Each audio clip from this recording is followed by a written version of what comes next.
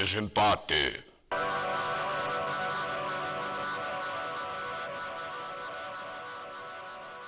Amigos y amigas de Carballiño, estamos nuevamente aquí en el Desempate. En esta ocasión cuento con un amigo, él es un investigador, ha hecho investigaciones en distintos campos. Ahora mismo él está investigando en una zona de aquí cerca, en Boborás. Está investigando acerca de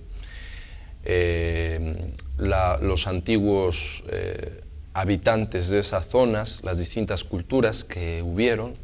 Está haciendo una investigación histórica del sitio. Esa es una investigación que aún no termina, que está aún en proceso y aún le queda trabajo. Lo está haciendo en coordinación con arqueólogos y con personas expertos que saben del tema. Pero en esta ocasión no nos va a hablar de esta última entrevista. En esta ocasión nos va a hablar de su investigación acerca de grupos fascistas en España, de cómo funcionan, cuáles son las claves que utilizan. Él va a hablar de todo lo que él investigó al respecto con los grupos de extrema derecha que hay en España. Hola Adrián, ¿cómo estás? Hola Roberto, ¿qué tal? Pues muy bien, una buena tarde para hablar de este tema, que además de ser tan actual en estos momentos, pero hay mucha gente que, por todo lo que son los medios de comunicación, todo lo que nos dicen, muchas veces hemos visto que hablan de estos grupos neofascistas o neonazis, y hablan desde una óptica, digamos, muy sesgada. Entonces, yo también pensaba que solo eran un grupo de cabezas rapadas que se dedicaban a hacer mal, pero sin embargo es una compleja estructura, una compleja red que lleva desde estos cabezas rapadas que están en lo más bajo del escalafón hasta más arriba, donde se entrometen empresas, donde hay grupos de financiación, el fútbol está por medio.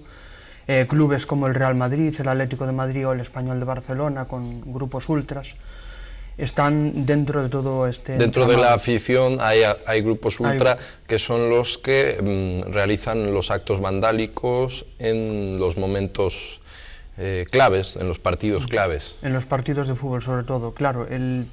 Todos esos clubes siempre lo disfrazan con el manido discurso de que van a animar. Son grupos de animación que crean espectáculo en los estadios. Todo eso viene de los míticos hooligans en Inglaterra, en el Mundial de Londres, por ejemplo. Sí, que ellos siempre que juega Inglaterra la montan donde sea. Van a París, van a donde esté Inglaterra, bueno, generalmente sitios que les queda cerca, que tampoco son tan viajeros. Pero sí, por ejemplo, en París van y atacan las tiendas, todo lo que, sobre todo si pierde Inglaterra, es ahí cuando atacan peor. Cuando atacan, sí, no, y sobre todo los hooligans, sobre todo en Inglaterra en los años 60 en el Mundial, pues la armaban, evidentemente. Que también habían punkis, ¿no?, entre los hooligans. Entre los hooligans sí, también había punkis, era un Londres multicultural, porque todo esto de los cabezas rapadas surge en Jamaica.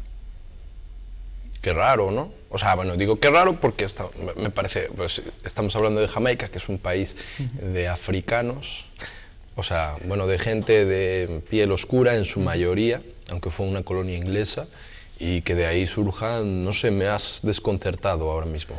Es que aunque no lo parezca, los grupos neonazis, los que son los skins, en definitiva, surgen precisamente conjuntamente con la música. Entonces en Jamaica, en aquel momento, mucho antes de la independencia... ¿Me suena Bob Marley? Sí, por ejemplo, Bob Marley, entre otros. En Jamaica, antes de la independencia, pues eran unos grupos que escuchaban rhythm and blues. R&B. R&B, que era un tipo de música que luego fue diviniendo hacia la música ska. Bueno, sí. Pero también hubieron otras corrientes que fueron hacia el rock, por ejemplo. Por ejemplo. Pero en este caso a mí lo que me interesa sí, que fueron es eso, hacia el ska. La música ska, entonces de Scalites. Sobre todo en esa zona, ¿no? Evolucionó así. De Scalites, que era un grupo de ska, pues es quien popularizó esta música. Entonces a partir de ahí fue donde surgieron precisamente los skins. Era un grupo de gente que eran jamaicanos, que escuchaban ese tipo de música mediante emisoras norteamericanas, y entonces iban escuchando ese tipo de música. Y a partir de ahí surgieron, por ejemplo, los Rude Boys, que escuchaban esa música, pero eran además violentos, tenían problemas con la policía, y actuaban, pues eso, con violencia, incluso consumían marihuana, un tipo de marihuana que allá se llamaba la danja. Entonces, a partir de ahí, después de la música... Que, tengo oído que la marihuana de Jamaica es una de las mejores marihuanas. Por ejemplo, yo la verdad es que no soy muy adicto precisamente a la marihuana. Yo tampoco soy adicto. Me cuido. No estoy diciendo eso ahora mismo, estoy diciendo que le escuché alguna vez a una persona decir que la marihuana jamaiquina, que es la mejor. Yo creo que también, además, yo creo que es una de las mejores, aparte, la danja. Nunca la probé, esperemos no probarla, ¿no? Pero bueno, a quien le guste, pues allá él y su cuerpo, ¿no? Pero sí, dicen que es una de las mejores.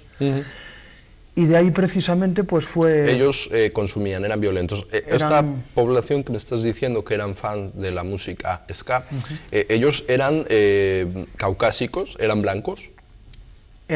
Sí, eran blancos, eran jamaiquinos blancos, pero estamos hablando de los que eran directamente descendientes de ingleses, que no se habían mezclado con la población nativa. Y pues una vez que Jamaica logra la independencia, después estos jamaicanos van en busca de trabajo a Inglaterra, y entonces exportan precisamente esa música ska. Y a partir de ahí pues hay un Londres multicultural en los años 60, con los hippies, los Rude Boys, etcétera. Y sobre todo de esos Rude Boys luego van a surgir, la oleada musical de esa época. Van a devenir, o sea, van a surgir los llamados mods. Y a partir de ahí va a ser cuando surjan precisamente, pues eso, vayan cambiando la estética, sean gente que... Sí, los mods es en plan formal, en plan... La era mods, que se llamaba. Entonces escuchan ese tipo de música. Sí, la era mods, pero la mods era una especie de cultura urbana, subcultura urbana, pero ahora mismo no me queda claro cómo era que ellos... ¿Cuál era su atuendo? Yo creo recordar que eran así... Es que no tengo era una subcultura, precisamente por eso los skins al final lo que son pequeños grupos urbanos, precisamente, ¿no? Entonces, esos mods vestían precisamente como unos gángster. Como unos gángsters, sí. Pero es que lo que digo que era en plan formal, o sea, en plan formal, efectivamente. Elegancia. Luego la estética... ¿Sabes quién? Bueno, no sé si lo conozcas, pero Pete Doherty, el cantante de los Libertines, él me parece que retoma esa estética. Esa estética, sí. ¿Sí te suena? Sí. El que era novio de Kate Moss. Sí. A mí me gusta ese grupo, los Libertines. Pues de ahí, aunque no lo parezca, luego van a ir surgiendo precisamente los skins, van teniendo una estética más dura. En un principio no se afilian a ningún partido político. Lo que pasa es que en Inglaterra, en los años 70, con la crisis del petróleo, que afecta ya en el año 73, aquí... Estamos hablando de la época de Margaret Thatcher, más o menos. Más o menos, 1973, por ahí, pues afectó la crisis del petróleo, entonces, claro, la economía va mal. Hubo un problema con los mineros, que también tuvieron unas protestas muy fuertes en toda Gran Bretaña, en contra de Margaret Thatcher. Digo, estás hablando de crisis económica, entonces más o menos. Por ahí, y además que era de hierro, digamos. Margaret fue siempre catalogada políticamente así. La dama de hierro. Entonces, claro, hubo problemas, y en ese sentido, estos skins que no tenían filiación política y que venían de los hooligans, de los mods pasan a los hooligans. En los hooligans en los años 60, luego de repente hay un vacío y se vuelve a retomar precisamente con esta crisis del 70, del petróleo.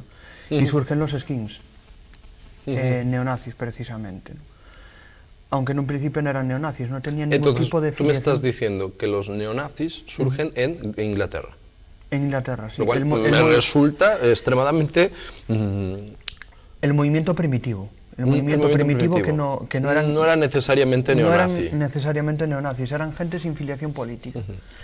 Me sonaría muy extraño porque estamos hablando de que Inglaterra fue uno de los primeros países en declararle la guerra a Alemania en la Segunda Guerra Mundial, y sabemos que los ingleses en general pues siempre han estado muy orgullosos de su monarquía, de su gobierno, y pues eran y aún siguen siendo bastante patriotas. Entonces, el hecho de que hubiera un movimiento, que pudiera haber movimiento de extrema derecha o no, pero de que hubiera un movimiento neonazi en Inglaterra, me parece bastante difícil de explicar, ¿no? Sí, sí, no, y aparte el surgimiento yo tampoco lo conocía, pero el surgimiento original de ellos es precisamente ese, y aparte sin filiación política alguna, es decir, vestían como hooligans, actuaban con violencia, la gente lo rechazaba precisamente por eso, pero bueno, animaban los partidos y estaban ahí. Luego al final, claro, por esta crisis, por compañeros suyos asaltados por pakistaníes, por el consumo de droga que llevaba a muchos de sus amigos a la muerte, pues empezaron a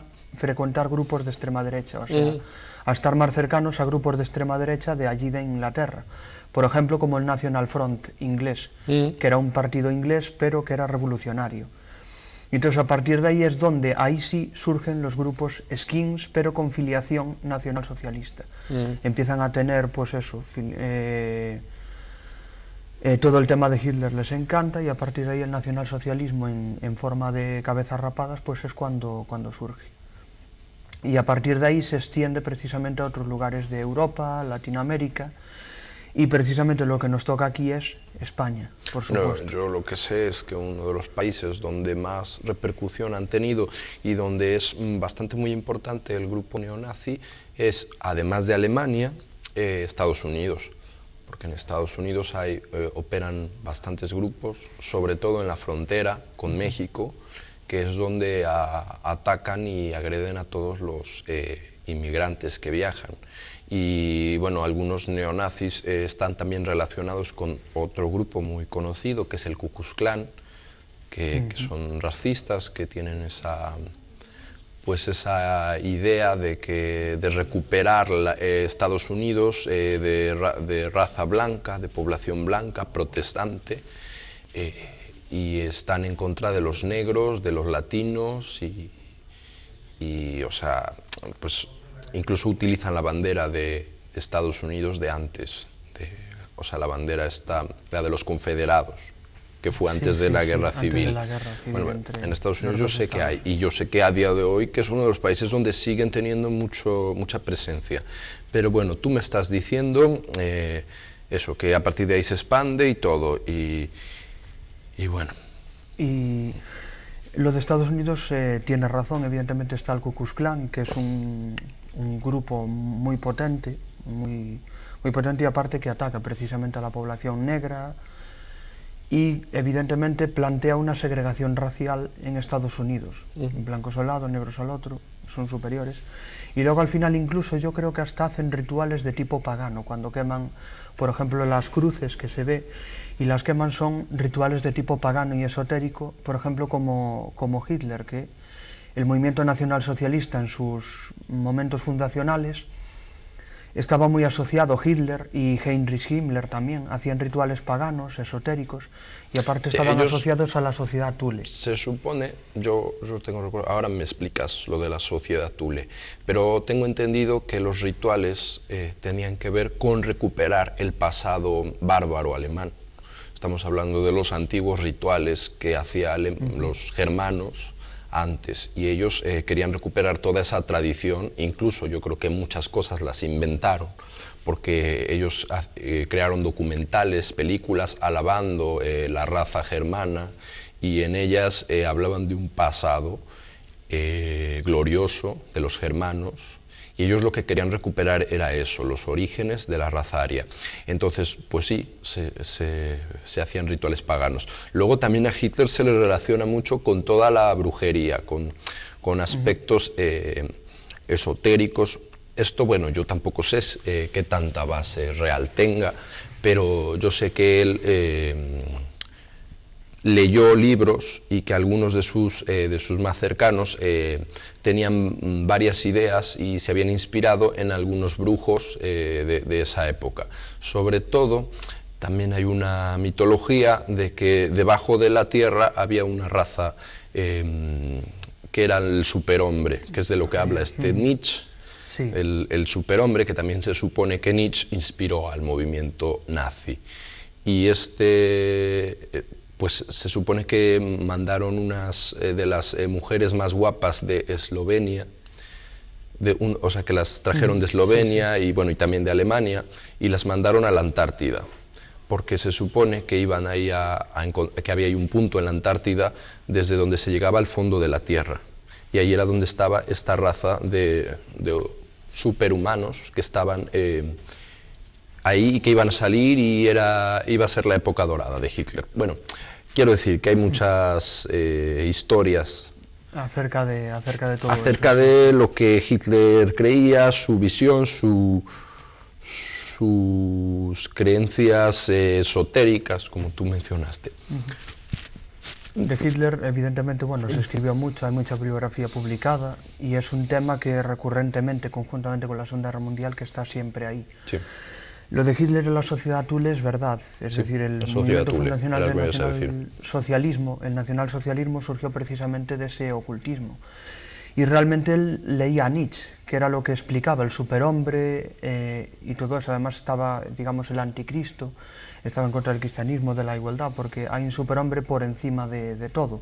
Él leía a Nietzsche, ahí le inspiró. Lo que pasa es que Nietzsche fue malinterpretado como filósofo. Como algo político, porque realmente no hablaba de nada político. Efectivamente, como algo político, ni tampoco dijo que el judío era tal, aún así habla mal de los judíos, pero bueno, todo se malinterpretó evidentemente en contra de la raza judía y a favor de la raza alemana y de la propaganda nacionalsocialista.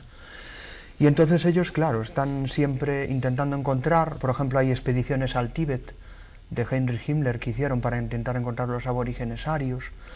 Los neonazis de ahora de España hacen, por ejemplo, excursiones a las Islas Canarias.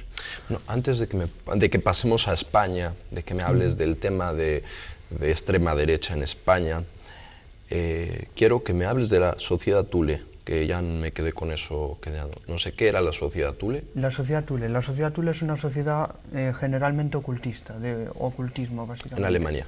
En Alemania. Entonces en aquel momento había mucha afiliación. Heinrich Himmler se afilió, Hitler también. Entonces hacían esos rituales paganos, esotéricos, exaltando, digamos, la raza germana. Todo ese paganismo que viene de los germanos, yo creo, de los germanos de antes, cuando eran, bueno, los germanos que llegaron aquí, los países germánicos estuvieron en España, estuvieron, digamos, en Toledo, ¿no?, conjuntamente con suevos, vándalos. Sí, bueno, serían una variedad germana.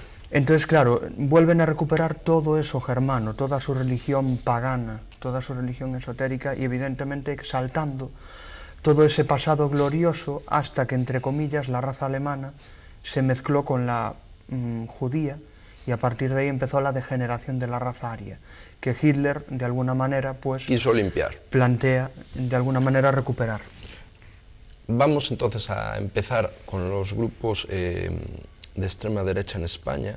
Luego, quizá, bueno, después de mencionarlo, hablemos después un poco de Hitler, que me parece un tema interesante. Tú tienes también en tu investigación bastante de Hitler, ¿no? De Hitler, sí, sí. Pues sí. Después hablaremos de Hitler, aparte que es algo un personaje que me gusta mucho, que a todo el mundo le interesa bastante. Yo creo que es un tema que al público suele llamarle la atención, y a mí también me interesa.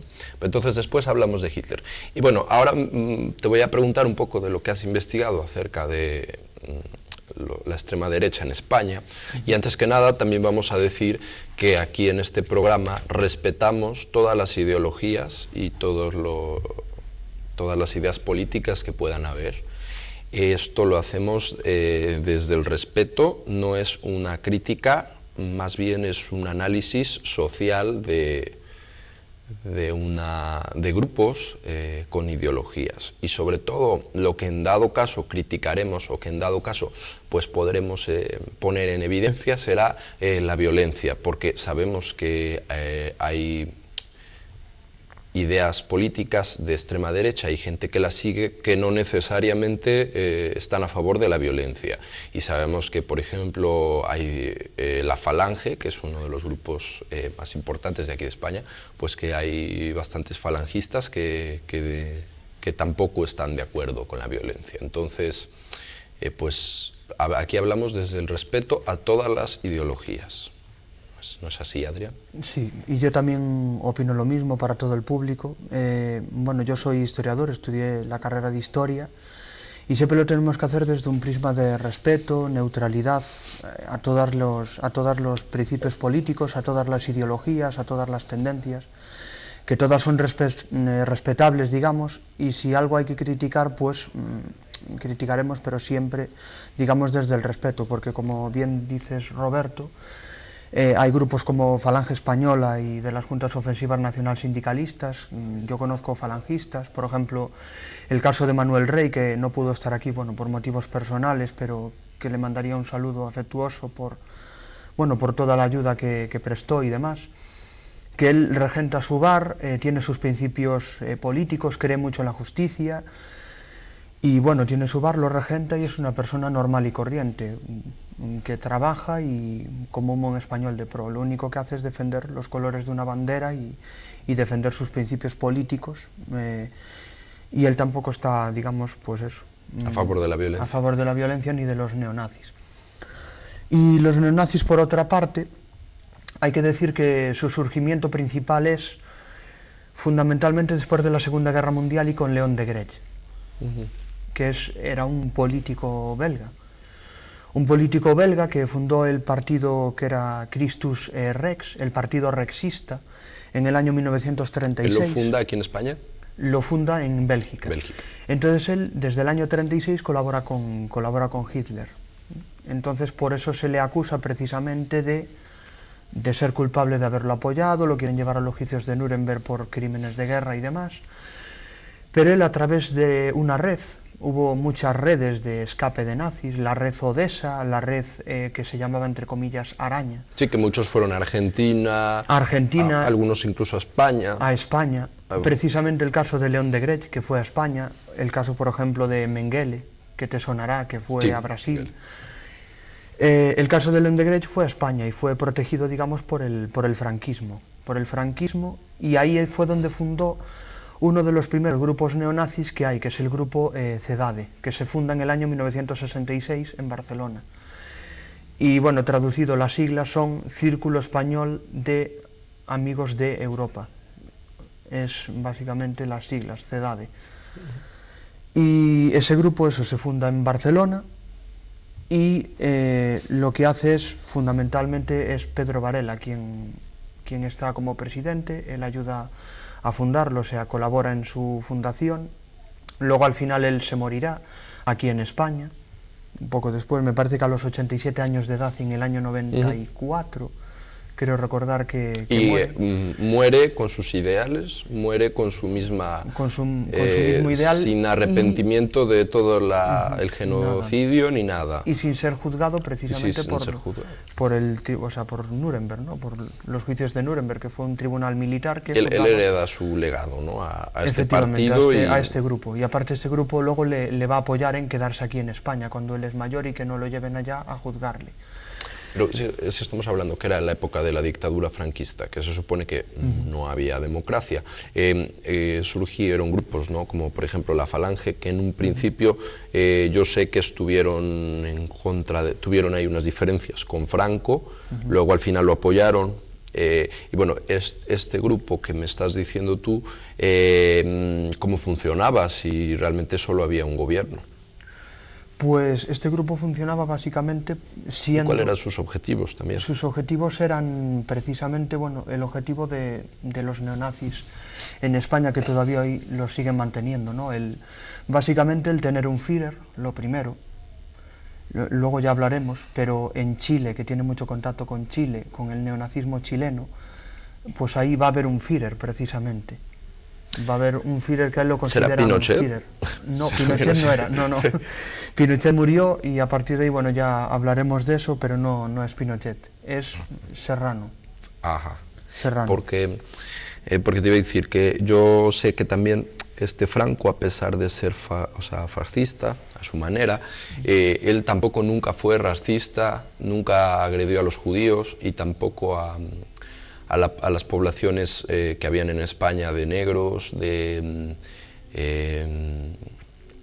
marroquíes, de toda la variedad racial que hubiera en esa época, que yo no veo que él tuviera la misma actitud que tenía Hitler o incluso Mussolini de racismo. Realmente yo creo que incluso hasta protegió a los judíos en alguna manera. Entonces quiero decir que a lo mejor este tipo de grupos abogarían que sí, que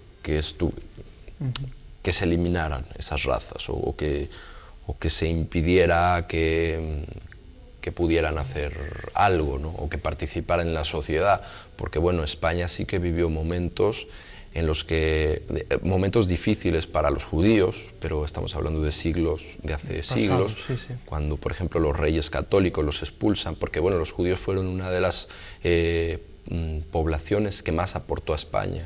De hecho, antiguamente España pues sí, contó España. con tantos judíos que aportaron tanto. Aquí en Rivadavia tenemos una muestra de la aportación cultural que dieron y que además que eran mercaderes muy importantes y muy influyentes. Y aparte luego se les expulsan. Aparte hacían dinero y eran buenos comerciantes. De hecho, en Estados Unidos hay un lobby judío que es muy influyente en las elecciones presidenciales de Estados Unidos. En Estados Unidos a día de hoy es muy Y hay importante. financieros, y hay grandes financieros. En Pero Alemania yo lo que digo es que hacían si dinero. pensamos en España, en España medieval, España era el único país de toda Europa en donde convivían distintas culturas pacíficamente. Sí, había los moriscos, estaban los árabes, los bueno, judíos y los cristianos, y convivían los tres sin problema. Sí, O sea, luego es que al es un final- ejemplo de convivencia interracial para el resto de Europa. Sí, sí, o sea, aquí de hecho fue el paso, digamos, de diversas culturas, básicamente, por eso tenemos una variedad cultural muy rica en Andalucía y todo. Lo que te quería corregir es que Franco básicamente también estaba en contra de la masonería y es un hombre que principalmente se cataloga como fascista, pero su gobierno es un poco un popurrí de todo, es decir, incorpora elementos... Claro. Incorpora elementos fascistas, pero luego incorpora elementos del autoritarismo español, el militarismo, la religión católica por encima de todo. Él era muy católico. Sí, sí, sí. Y entonces, bueno, es un popurrí. Y de hecho Falange, en un primer momento, evidentemente va a ser el partido principal del régimen. Y durante la Guerra Civil, de hecho lo que decías tú, la variedad cultural de moros y demás, la guardia de Franco era mora, era la guardia mora. Sí, sí, sí. Utilizaron, por ejemplo, moros, marroquíes en el ejército, que de hecho... Algo impensable, por ejemplo, en Alemania. Por ejemplo, los republicanos, por ejemplo, pues le tenían miedo porque eran bastante brutos en ese sentido, es decir, hacían auténticas brutalidades y vejaciones Los moros. al bando republicano, los moros.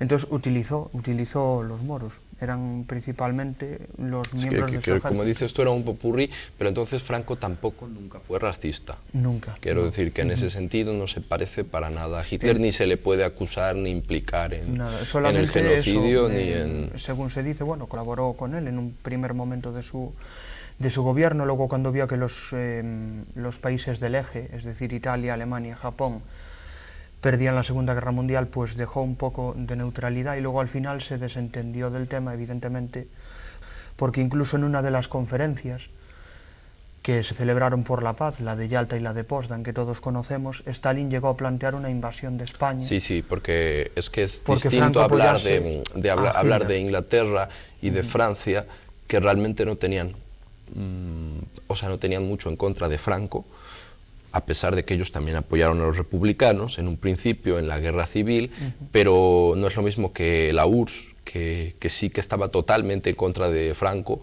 porque, como bien ibas a mencionar, Franco mandó una división de voluntarios que estuvieron ahí... La División Azul. La División Azul, que estuvieron ahí en la URSS, y fue una de las divisiones más valientes en su ataque en contra de los soviéticos.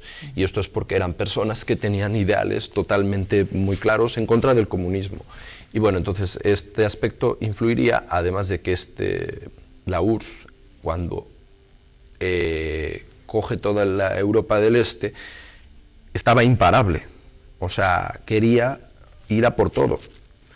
Y entonces la URSS dijo, bueno, pues España, voy a por España. Y esto me lo contó un ruso, que cuando Stalin dijo, yo voy a atacar España, que Estados Unidos, que fuera entonces cuando hiciera la prueba de la bomba atómica de Hiroshima, y le dijo, mira, si tú te metes a España, vamos con bombas en contra de la URSS.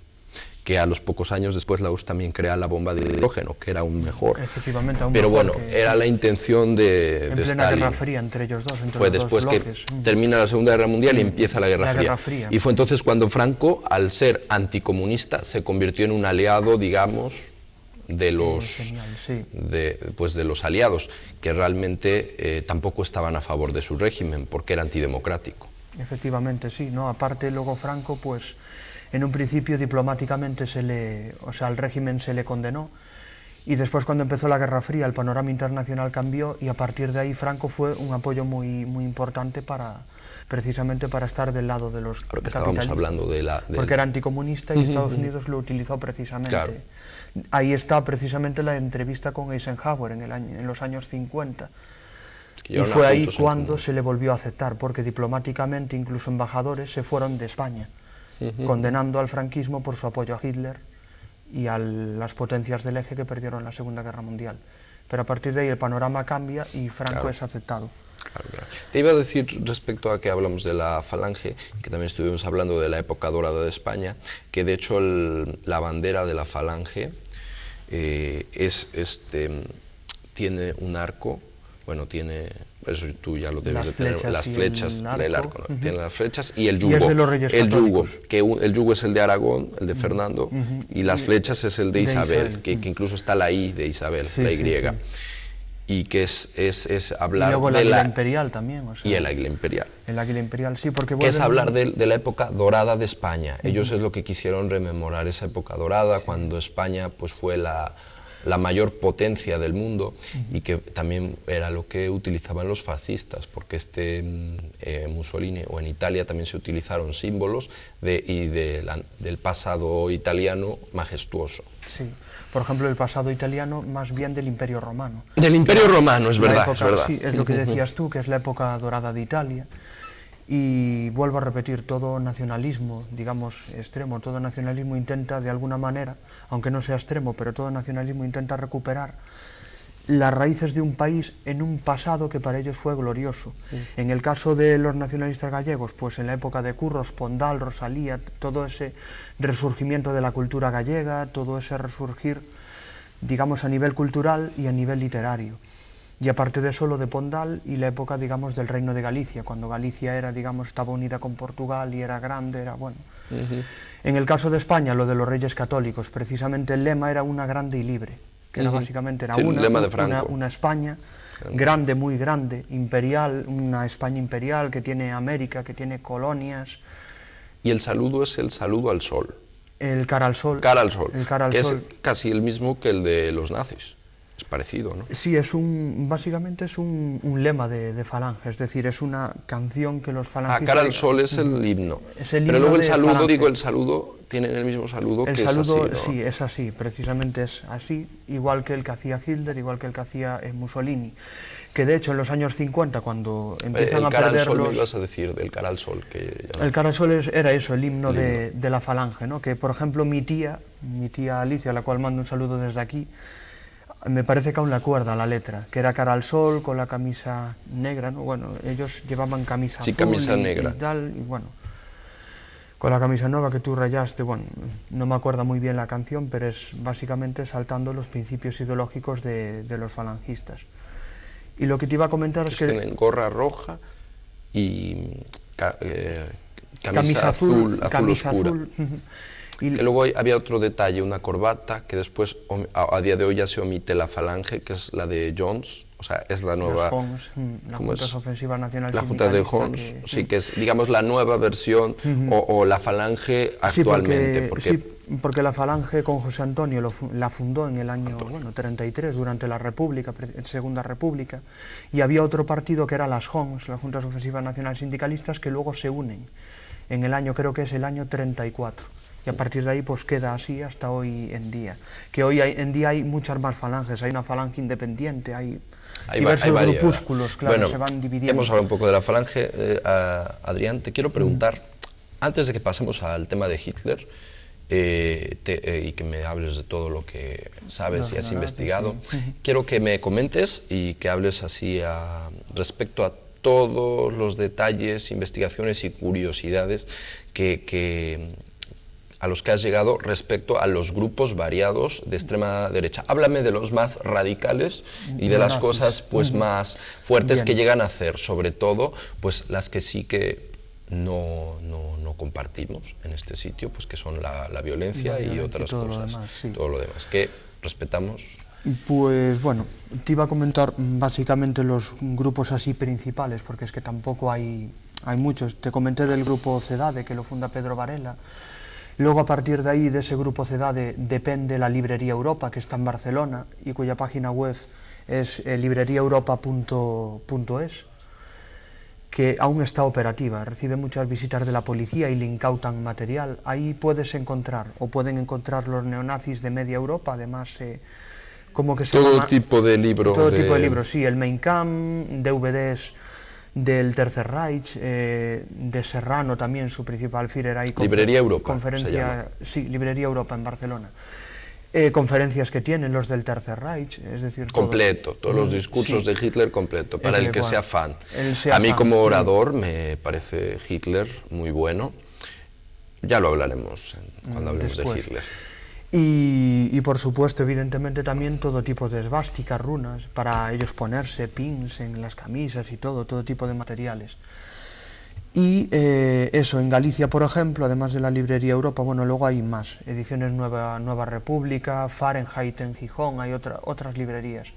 En Galicia hay una célula del Ku Klux Klan, ya que hablamos del Ku Klux Klan, intentaron fundar una célula del Ku Klux Klan aquí en Galicia. Eso sí que es curioso. Lo que decías tú de Galicia y lo que decías tú de Rivadavia, que había había judíos. Sí, que vivían. La fiesta de la historia precisamente es judía. Es totalmente judía. Es totalmente incluso judía. Es a favor del orgullo judío. Al favor del orgullo judío. Entonces estos neonazis, hubo un momento en el que llegaron a plantearse el quemar Rivadavia de arriba abajo. Ahí está una de las actitudes violentas que nosotros desde aquí pues no compartimos. Llegar a quemar, pues eso, Rivadavia por ser una colonia judía en su momento y lo de la fiesta de la historia, etc. Luego tenemos, además de la célula de Ku Klux Klan, que depende de la célula de Ku Klux Klan en Estados Unidos, tenemos también... ¿Y esa célula del Ku Klux Klan cómo opera o cuál es su centro? Así, dime algún detalle. Te iba a decir que no comparten para nada o no están de acuerdo, básicamente están en contra de la Librería Europa.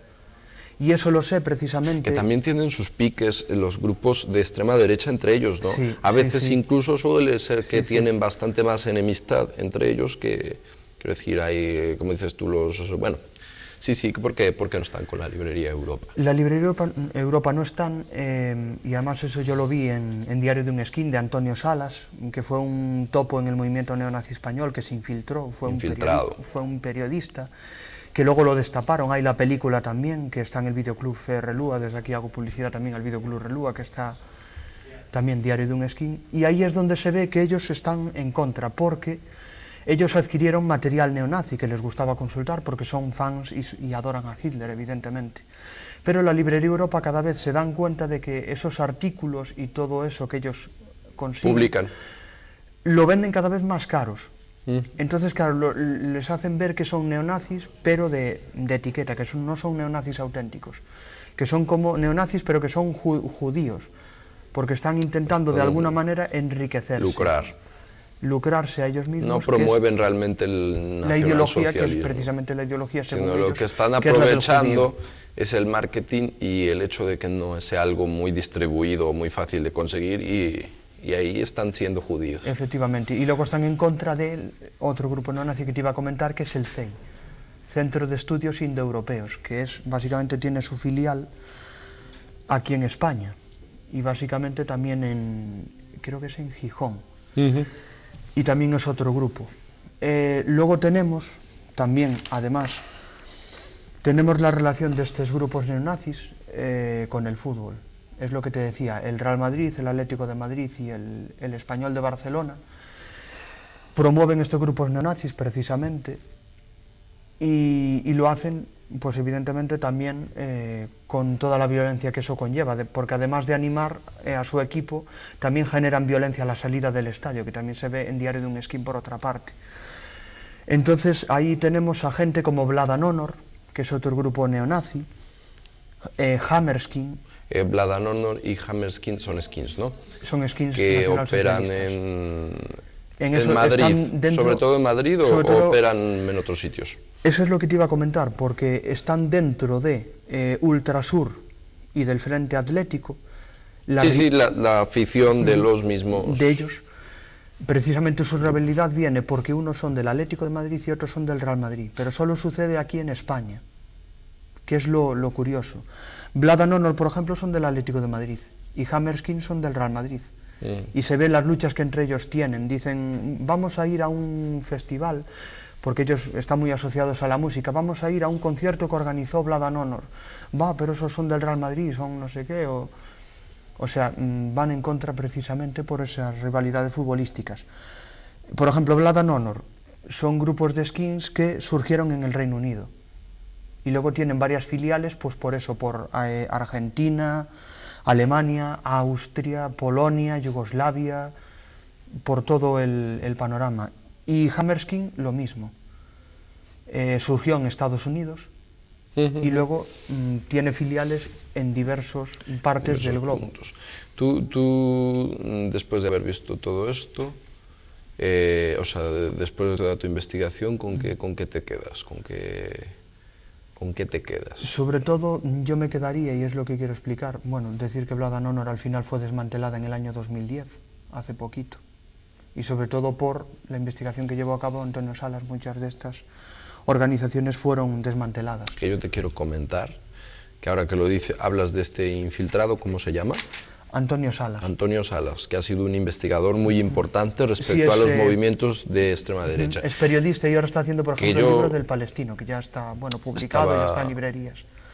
Ahora está en otra infiltración. Y se infiltra dentro de una red islámica, que tuvo que aprender el Islam y tuvo que entrar dentro de grupos terroristas de tipo islámico.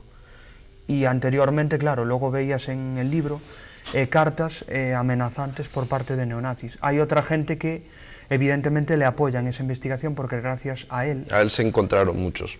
Pero digo que ahora que me comentaste de este infiltrado, que es uno de los investigadores más importantes por lo que me estás diciendo y que además que ayudó a desvelar mucha gente, yo estaba viendo hace poco un programa en la televisión que justamente me comentaras de él y me quedé con la idea. Y estaba viendo en un programa que se llama Infiltrados, justamente, y es un programa en el que un miembro de la policía de Estados Unidos, un investigador, se infiltraba dentro de dos grupos nacionales de Estados Unidos. Uno se llamaba el Frente Nacional y bueno, él intentó agradar, intentó entrar, lo consiguió, se ganó el respeto de los miembros e incluso él decía que eran personas bastante violentas. Él en algún momento intentó agradarlos llevándole una nevera de cervezas.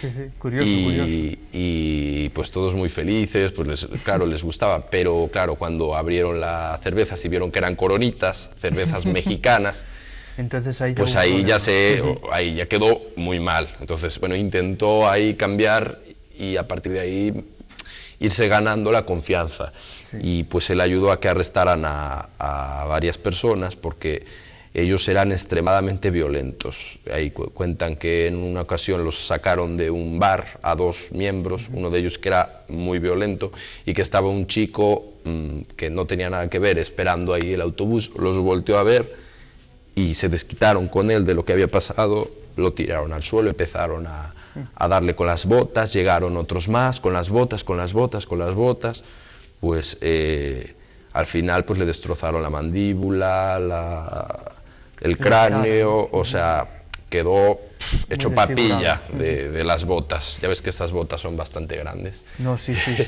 Y entonces pues básicamente lo mataron, lo destrozaron. Y yo me quedé, dije, bueno, eso de ser infiltrado ahí en estos grupos... Es muy peligroso, porque Antonio Salas incluso llegó a temer muchas veces por su vida, llevar una cámara aquí, en una cazadora de estas bomber que utilizan ellos, y que lleguen a abrazarte y te lleguen a pillar, porque evidentemente ahí no tendría escapatoria, porque estaban cervecerías y demás. Incluso frecuentó el grupo Ultrasur, precisamente. y hacían cánticos, por ejemplo, sur-sur, ultrasur, y aparte decían 6 millones de judíos a la granja del alemán, es decir, están a favor del holocausto. Y estos grupos evidentemente promueven la violencia. Sin embargo, por ejemplo, yo tengo visto a Mendoza, presidente del Real Madrid, que le felicitaba, decía mis cachorros de Ultrasur, tal. Tenían entrevistas con Michel Salgado, Raúl y Figo, conocidos futbolistas. ¿Sara Carbonero? Ahí no llegaron, no llegaron porque ese libro precisamente es de esa época de Raúl y Michel Salgado y Figo, pues posaban con material, digamos, del grupo Ultrasur, sabiendo que ahí dentro había neonazis. Y entre comillas, lo que a mí digo desde aquí es que los presidentes de fútbol, si algo es el fútbol, además de ser un deporte, es un deporte colectivo, pero aparte de eso aparte de la afición, tiene que promover el respeto y la tolerancia.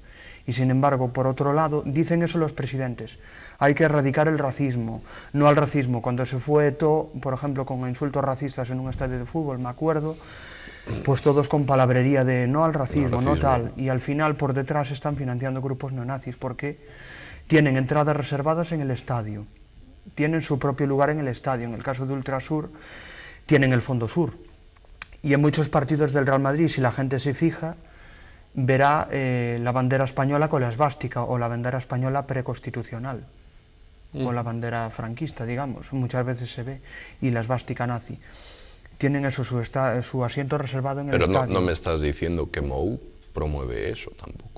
Tampoco, no. Directamente no. Mourinho, no. Mourinho yo creo que está ahí para ganar el sueldo, evidentemente. Son los presidentes. El presidente, sí, y gente muy, muy allegada ahí.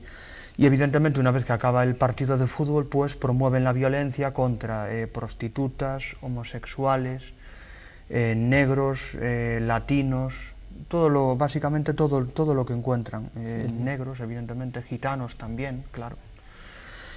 Promueven básicamente por la pureza de la raza aria, por vivir en un mundo... Bueno, de la raza española será más bien. De la raza española, la raza según ellos blanca. Cuando es un poco incongruente porque España fue una mezcla de culturas y de razas. Sí, que hubieron aquí había árabes, había de todo. Hubo negros también, bueno, hubo de todo, ¿no? Vinieron aquí marroquíes, etcétera. Pero ellos promueven eso, básicamente, ¿no? Y ahí están, ejerciendo la violencia, beben cerveza y todo eso. Es decir, se emborrachan. Cerveza alemana pura ahí de tal. Beberán la franciscana.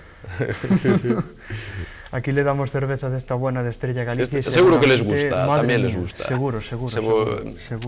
Hay que crear una cervecería fascista. Aquí en Carballiño, no, al lado del Espiñedo, ¿no? De Espiñedo ahí que tengan una Aquí no creo que funcione mucho, pero... No creo, no. Y luego lo que quería destacar también es que luego lo que hay son las skin girls. Que las chicas girls. Las mujeres parecen muy apartadas siempre de todo. Se supone que no deben de participar mucho porque serán no deben machistas. de participar, pero sin embargo son machistas porque de hecho me contaban a mí que un neonazi llevaba a su mujer con un bozal de perro. Es decir, son machistas y la mujer está por debajo del hombre. Hasta tal punto está por debajo que llevaba un bozal de perro y la mujer parecía un objeto. Justamente en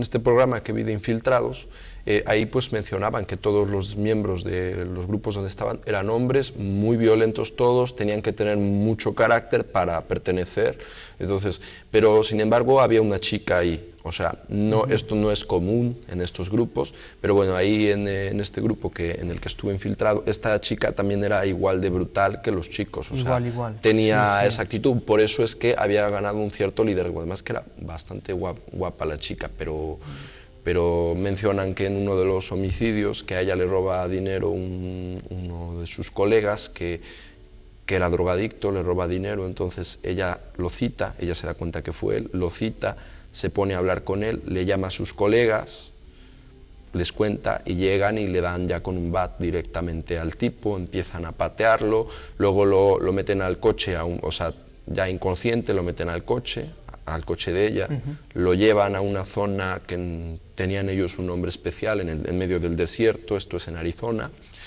y ahí lo sacan, él abre los ojos ella justamente dice que quería el anillo que tenía. Entonces cogen unas pinzas y le arrancan el dedo, se queda con el anillo y lo tiran por el barranco. Después encontraron los huesos del... Pues eso te hace una idea de que... Pero pues te digo justamente que aquí pues menciona que no es común que hayan chicas, porque es un movimiento muy violento de hombres, pero bueno, que esta chica que era... muy masculino, muy hombre, muy... Efectivamente, entonces esta chica era una excepción ahí, porque dicen que tenía mucho carácter, se ponía ahí también muy... Y de hecho, las mujeres tienen mucha presencia, aunque parezca un movimiento muy masculino, ¿no? Y los movimientos políticos siempre fueron asociados a los hombres. Las mujeres siempre estuvieron detrás, salvo Thatcher y... Pero mujeres bueno, en el liderazgo político, digamos nos van a vetar si sigues diciendo eso. Bueno, han habido mujeres en todos los movimientos. Quiero decir que las mujeres han sido siempre brillantes.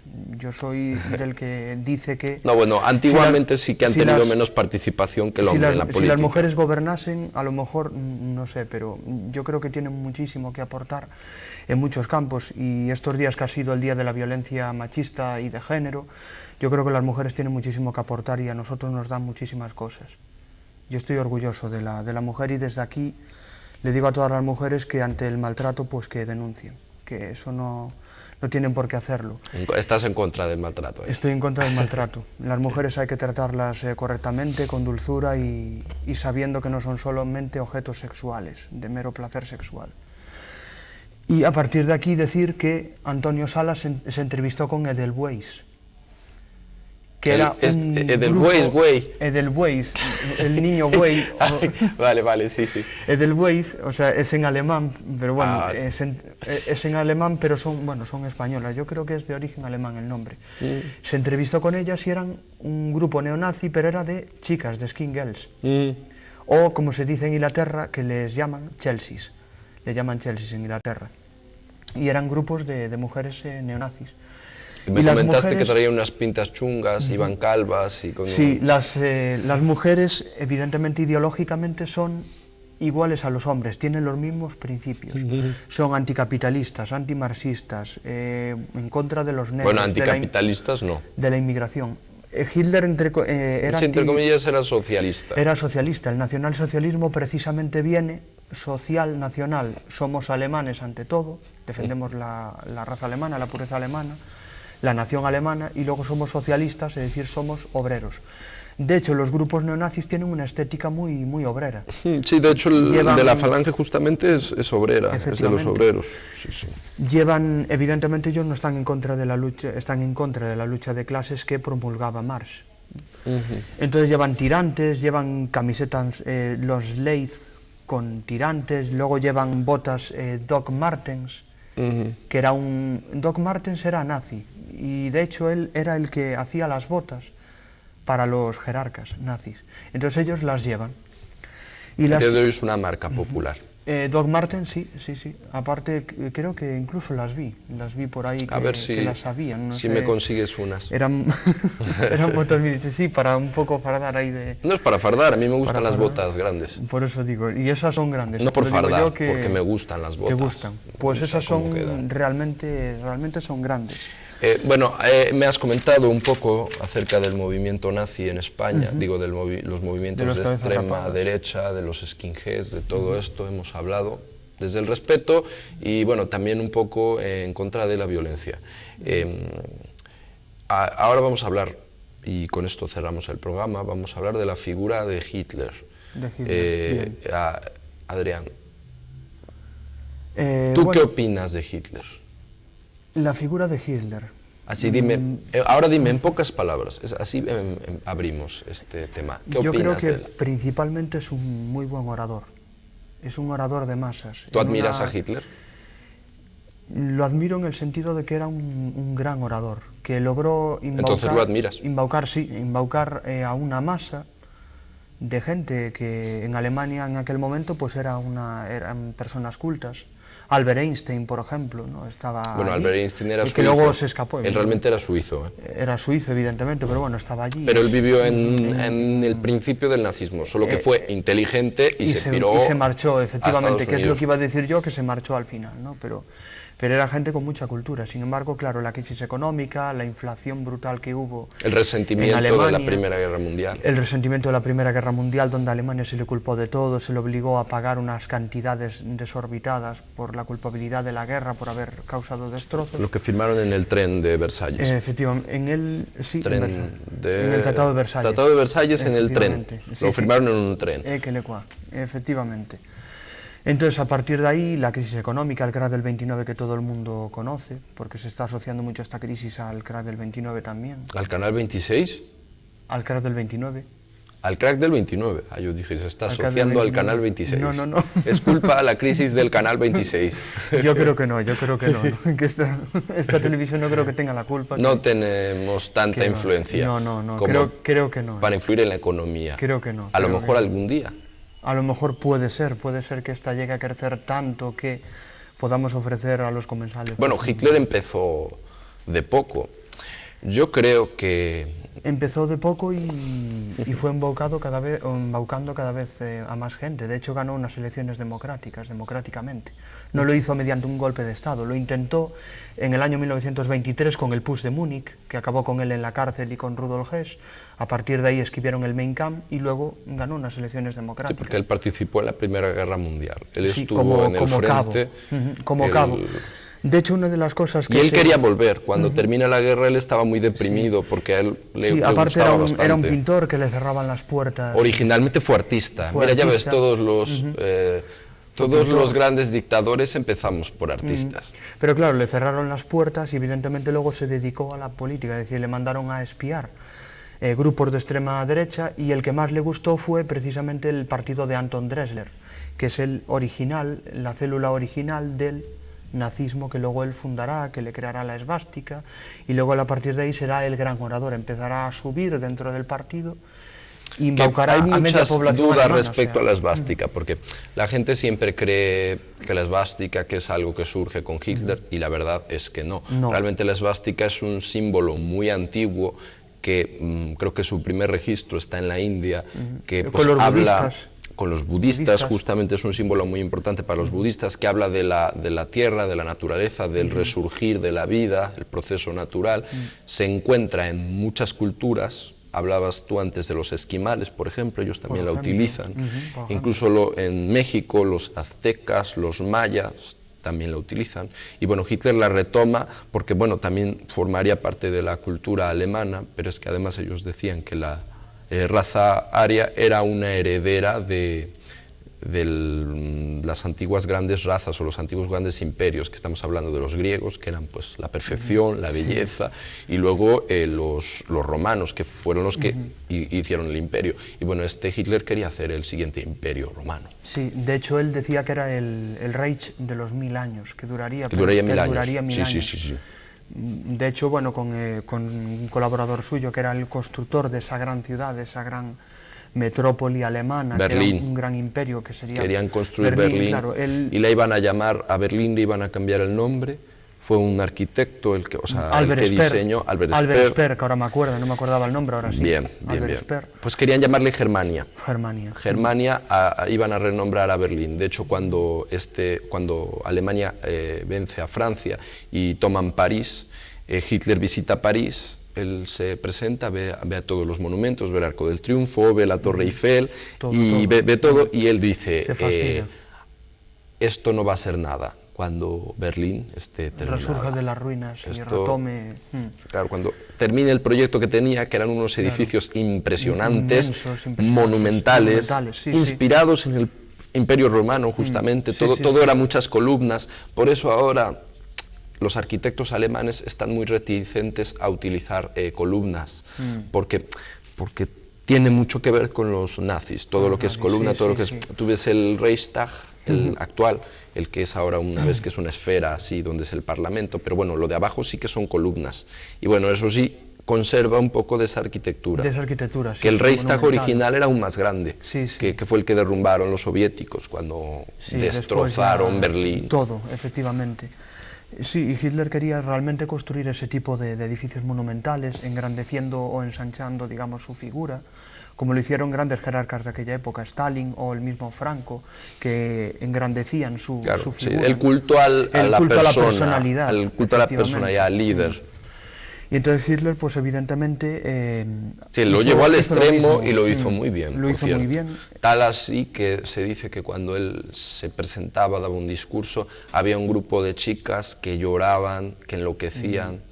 Pues de hecho dicen había que limpiaban el suelo. Que todos los niños pues tenían que repetir antes de irse a acostar, que era Mein Führer, ¿no? Era él precisamente. Como el Padre Nuestro. Como el Padre Nuestro y todo eso, es decir, era como las dictaduras de aquel tiempo. A mí hay una cosa de Hitler que me queda muy presente y que quiero decir, yo admiro bastante a Lars von Trier, que es para mí mi director favorito, e incluso considero que una de las influencias más grandes para mí, que bueno, que hago películas de modo amateur. Este Lars von Trier fue expulsado del Festival de Cannes porque él habló de que admiraba a Hitler, bueno, de que incluso lo comprendía. Él incluso se contradijo, dijo, bueno, sé que él no era un mal tipo, me lo imagino en sus últimos días, creo que lo comprendo. Y estaba junto a la actriz Kristen Stewart, que fue la protagonista de su última película, de Melancolía, muy buena, por cierto, una gran obra de arte, y estuvo ahí, y por eso fue expulsado del Festival de Cannes, con la indignación de todos los miembros. Y bueno, él ahora está haciendo una película que va a ser un drama, pero también va a ser una película pornográfica. Se llama Nymphomanus, y él pretende con esto ser expulsado del festival, de algún festival de cine pornográfico del mundo. A ver cómo le va a Lars von Trier. Pues es hay un especial tributo a él. Y bueno, él habla de Hitler en este sentido. Pues es interesante, la verdad, lo de la película pornográfica. Es interesante, ¿no? Y aparte que... Sí, habla de la vida de una ninfómana. De una ninfómana. Y aparte de la vida que ellas llevan, porque tampoco es un sector que está muy oscuro y no se sabe muy bien cómo viven, ni cómo están, ni cómo... Tendrás que ver alguna película de Lars von Trier. Tiene, no sé si hayas oído, Bailando en la oscuridad, con la cantante Björk. Pues ¿No te suena Björk? Bueno, pues ella fue la protagonista de esa película. Luego también tiene Dogville, en la que sale Nicole Kidman. Tiene la de Anticristo, en la que sale William Dafoe. Sí. ¿William Dafoe te suena? Dafoe, sí, sí. Él es el protagonista de esa. Bueno, William Dafoe lo tiene en bastantes otras películas. También sale en Manderley. En Manderley sale también William Dafoe. Pues, bueno, y